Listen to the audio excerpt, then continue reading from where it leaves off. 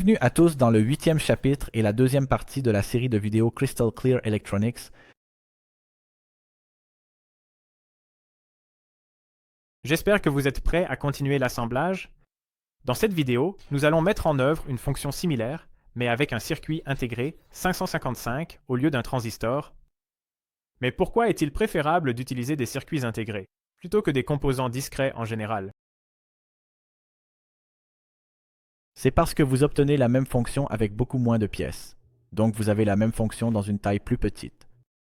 C'est aussi plus facile à concevoir, car le cœur du circuit a déjà été conçu pour vous, et c'est plus simple à assembler et à fabriquer, parce que vous n'avez besoin d'installer qu'une seule pièce au lieu d'un tas de pièces. Regardons l'utilisation du circuit intégré 555.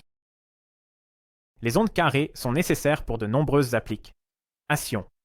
Mais la solution avec un transistor prend beaucoup de place, d'une part, et sa fréquence est aussi sensible à la chaleur et à la tension d'alimentation, d'autre part. À cause de cela, et pour unifier une large gamme de fonctions, le circuit intégré 555 a été créé en 1971, et il est encore très populaire aujourd'hui. Construisez le circuit montré sur la figure sur votre plaque d'essai, puis ajoutez une alimentation de 12 V au circuit en utilisant une alimentation de laboratoire ou une prise d'alimentation. La LED à la sortie clignotera environ une fois par seconde. Essayez de changer à nouveau la fréquence de clignotement en remplaçant les composants. Vous devez faire attention à vous assurer que R1 n'est pas inférieur à 1 kHz, sinon le circuit intégré pourrait être endommagé.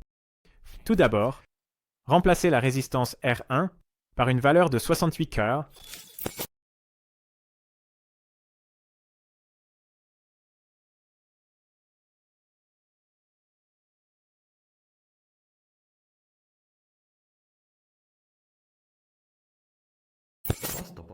Vous remarquerez que la LED est allumée pendant une période plus longue qu'elle n'est éteinte, et la vitesse de clignotement est légèrement réduite.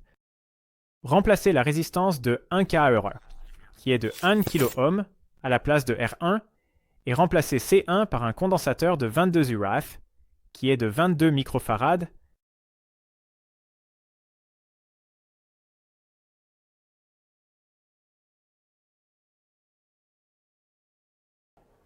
La vitesse de clignotement sera alors réduite de moitié, tandis que la LED sera allumée pendant à peu près la même durée qu'elle ne l'est pas. Si vous diminuez la valeur de R2, le clignotement deviendra plus rapide et la différence de temps entre les deux états de la LED augmentera. On peut conclure que la fréquence de clignotement de la LED dépend des valeurs de R1, R2 et C. Le rapport des temps des états de la LED dépend des valeurs de R1 et R2. Voyons ce qu'il y a dans ce circuit intégré. À l'intérieur, il y a un diviseur de tension composé de 3 résistances de valeur égale, RA, RB, RC. À leur point de connexion, on peut mesurer 2/3 de la tension d'alimentation et 1/3 de la tension d'alimentation de haut en bas, ce qui dans ce cas signifie 8 volts et 4 volts. Ensuite, il y a 2 modules comparateurs de tension qui connectent la tension d'alimentation à leur sortie, appelée ici état logique 1, si leurs entrées positives ont des tensions plus élevées que leurs entrées négatives. Dans tous les autres cas, des tensions nulles peuvent être mesurées aux sorties, appelées ici logique 0. Le seuil du circuit intégré est connecté à l'entrée positive de l'un de ces modules et son entrée négative est connectée à la résistance point D, 2/3 du diviseur. Donc, ce comparateur aura une sortie de 1. Si la tension sur la broche de seuil est supérieure à 2/3, dans notre cas, supérieure à 8 volts. La broche positive de l'autre module est connectée au point 1/3 du diviseur. La broche négative est connectée à la patte du circuit intégré, marquée avec le titre de la piste, ce qui signifie que sa sortie sera 1. Si la tension sur la broche trig ou de déclenchement est inférieure à 1/3 de la tension d'alimentation, ou inférieure à 4 volts, dans notre cas, la sortie des 2 modules comparateurs de tension est connectée à un élément de stockage appelé RS. Cet élément est capable de maintenir son état de sortie à 0. 1. Le changement d'état entre les états est déterminé par les tensions 0 et 1 sur ces entrées. Si S ou 7 est mis à 1, alors la sortie est mise à 1. Si vous avez 1 sur l'entrée R ou de réinitialisation, la sortie est mise à 0. Dans le circuit intégré 555. Cela signifie que la sortie du conteneur RS est mise à 0 si la tension sur la broche de seuil du circuit intégré est supérieure à 2/3 de la tension d'alimentation. Il passe à un état de 1 lorsque la tension sur la broche trigée tombe, en dessous d'1/3 de la tension d'alimentation. La sortie du circuit intégré, connectée via un amplificateur à la sortie du conteneur RS. Pour s'assurer qu'on peut faire passer jusqu'à 200 milliamps de courant à la sortie du circuit intégré, à la prise. Le circuit intégré comprend un transistor qui s'active lorsque la sortie du bascule RS est à l'état 0. Cette opération négative est réalisée par une unité représentée par un triangle et un petit cercle connecté à la base du transistor. La broche de décharge du circuit intégré est connectée par le transistor à la broche de masse du circuit intégré. Comment fonctionne le circuit intégré dans un circuit astable? Au départ, la tension du condensateur C1 est de 0 V. Lorsque l'alimentation est connectée, la tension d'alimentation peut être mesurée à la sortie du circuit intégré. La LED est allumée, puisque la tension sur la broche trig est inférieure à 1/3 de la tension d'alimentation, que l'on appelle ici 4 volts, et l'entrée S du bascule est à 1. Le condensateur commence à se charger via les résistances R1, R2. Dès que la tension atteint 4 volts, la sortie du comparateur inférieur sera à 0, mais l'entrée R du bascule restera à 0, donc la sortie du circuit intégré ne changera pas. Le processus décrit jusqu'à présent se produit uniquement lorsque le circuit s'allume. Les événements suivants seront répétés périodiquement. La tension du condensateur va encore augmenter, jusqu'à atteindre les 2/3 de la tension d'alimentation, que l'on appellera ici 8 volts. À ce moment-là, la sortie du comparateur supérieur passe à 1, ce qui fait que la sortie du bascule RS devient 0 et 0. Sortie, la tension peut être mesurée à la sortie du circuit intégré et la LED sera éteinte. En même temps, le transistor s'active et se connecte à la broche de décharge à la masse, ce qui fait que le courant s'écoule du condensateur à travers R2, c'est-à-dire qu'il commence à se décharger, c'est l'origine du nom de la broche de décharge. La tension du condensateur descend à 4 V. À ce moment-là, la sortie du comparateur inférieur va passer à 1, ce qui fait que la sortie du bascule sera réglée à 1. Le transistor interne se ferme et la connexion entre la broche de décharge et la masse sera interrompue. En même temps, l'alimentation peut être mesurée à la sortie du circuit intégré. Donc la LED s'allume.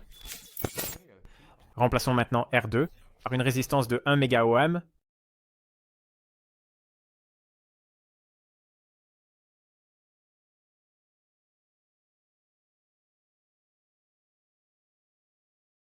Cela va augmenter le temps de changement à la sortie. Utilisez votre multimètre pour mesurer la tension aux bornes du condensateur C. Vous allez constater que pendant que la LED est allumée, la tension va augmenter de 4 à 8 volts, puis la sortie va changer, et la tension va diminuer jusqu'à atteindre 4 volts, et ensuite le processus recommence. Les deux tensions de seuil sont exactement 2/3 et 1/3 de la tension d'alimentation. Donc le circuit fonctionne comme décrit ci-dessus. Le changement de tension à la sortie du circuit intégré dépend du temps de charge et de décharge du condensateur. Pendant la charge, ce temps est déterminé par les valeurs de R1, plus R2 et C. À la sortie, la tension d'alimentation peut être mesurée, la LED est allumée. Seules les valeurs de R2 et C sont déterminantes pendant la décharge. La tension de sortie est alors à 0 et la LED est éteinte. Cela signifie que si la résistance de R1 n'est pas beaucoup plus faible que celle de R2, alors la durée des états allumés et éteints ne sera pas égale. Vous avez également vécu cela lorsque 1 et R2 étaient des résistances de 68 Kerr. Le rapport des deux périodes peut être calculé avec la formule suivante, et en substituant les chiffres, le résultat est 2. Cela signifie que la LED s'allume 2 fois plus longtemps qu'elle ne s'éteint. Si la valeur de R1 est beaucoup plus faible que celle de R2, alors les deux périodes seront à peu près égales. Et la fréquence de la sortie sera principalement déterminée par la valeur de C et de R2. Maintenant, configurons notre circuit selon la disposition d'origine. Remplacez le condensateur de 22 subwoof par un de 18 watts.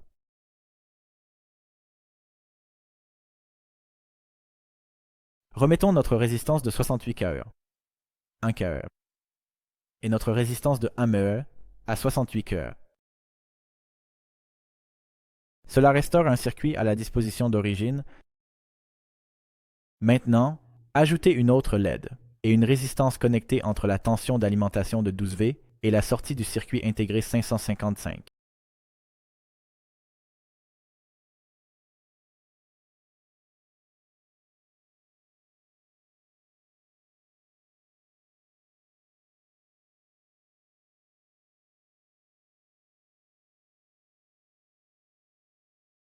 Notre circuit va alors clignoter de la même manière qu'un transistor, un circuit astable montré dans la vidéo précédente. Dans ce chapitre du programme, vous avez appris les deux types de mise en œuvre du circuit astable. Les deux solutions sont basées sur le temps nécessaire pour qu'un condensateur se charge ou se décharge à travers une résistance. Vous avez également appris que le temps dépend de la capacité et de la résistance. En fait, nous utilisons cette méthode pour ce qu'on appelle mesurer le temps. La tension à la sortie du circuit astable changeait entre deux valeurs, appelées état logique 1 et état logique 0. Cela signifie aussi que la sortie peut être considérée comme un signal numérique. Dans le programme, c'était le premier circuit qui faisait vraiment quelque chose de manière autonome. Dans ce cas, il a produit un signal numérique et a fait clignoter deux LED. Avec ce résumé, nous arrivons à la fin de notre vidéo. Merci de nous avoir rejoints pour notre épisode intitulé Un circuit astable. Nous espérons que vous avez beaucoup appris grâce à ces vidéos et que vous pourrez les utiliser à l'avenir. Le programme peut être téléchargé au format PDF depuis crystalclearelectronics.eu et en hongrois sur Crystal Clear Electronica HU. Et vous pouvez aussi trouver une application mobile pour les plateformes Android et iOS sous le même nom. Vous pouvez aussi nous suivre sur Facebook où vous serez informé des dernières nouvelles. À bientôt dans la prochaine vidéo. Au revoir.